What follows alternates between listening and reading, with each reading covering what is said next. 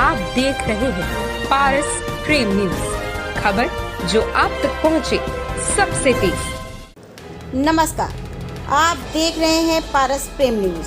आइए नजर डालते हैं आज की खास खबर पर। अखिलेश यादव की जनसभा में उमड़ा जनसैलाब, कार्यकर्ताओं के उत्साह से सारी व्यवस्थाएं भंग।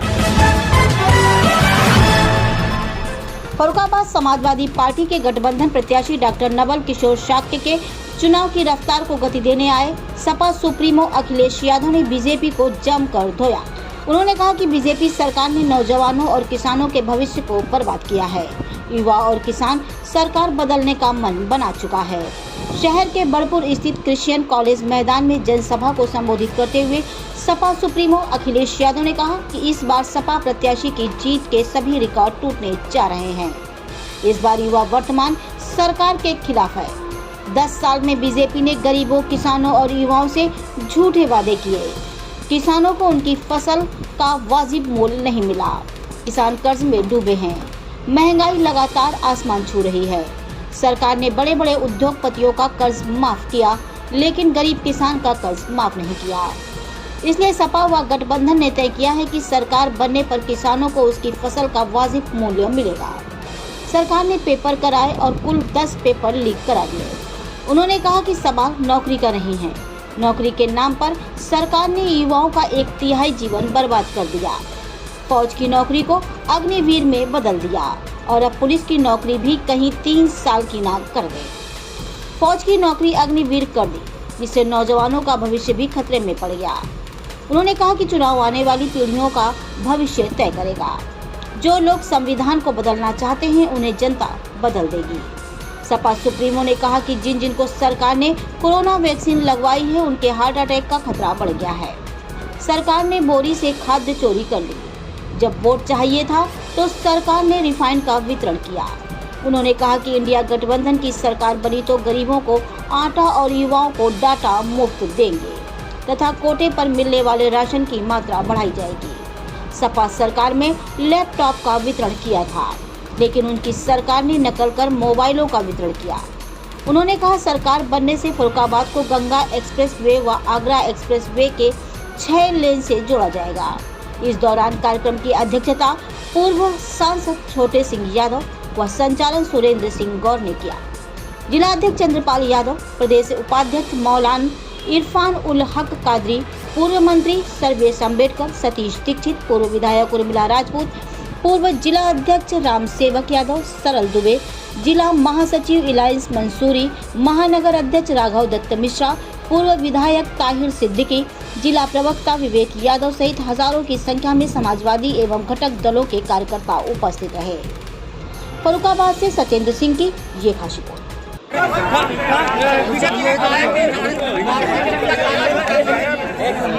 बाबरी मस्जिद का ताला जो है राम मंदिर पे लगा दिया जाएगा। देखिए, क्या कहना चाहोगे? ये बहस का मुद्दा होना चाहिए।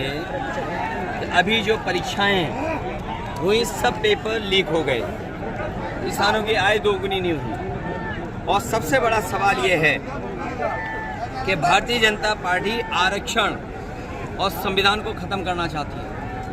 जो लोग संविधान और आरक्षण को बचाना चाहते हैं, वो अपना वोट खराब न करें, समाजवादी पार्टी और इंडिया गठबंधन की मदद करें।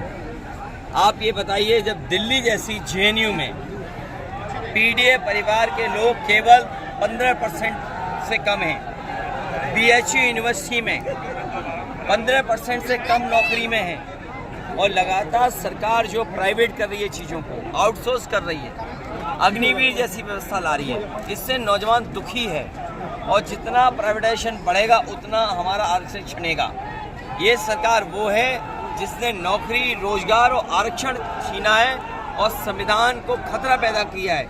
इसलिए क्योंकि इनके पास जवाब नहीं है, इसीलिए ये ध्यान हटाने के लिए इन बातों को कर रहे हैं। अखिलेश जी, दूसरा सवाल है कि अभी जिस तरीके से बीजेपी कह रही है कि जो 26/11 का हमला हुआ था, उसमें कांग्रेस पार्टी ने आतंकी को रिलीफ दे दिया था, तो क्या लग रहा है कि हिंदू मुस्लिम तुष्टीकरण की राजनीति फैलाई? देखिए, ये इस बार मनमर्जी नहीं चलेगी। मनमर्जी की कोई सुन नहीं रहा है और भारतीय जनता पार्टी की हर कहानी फेल हो रही है।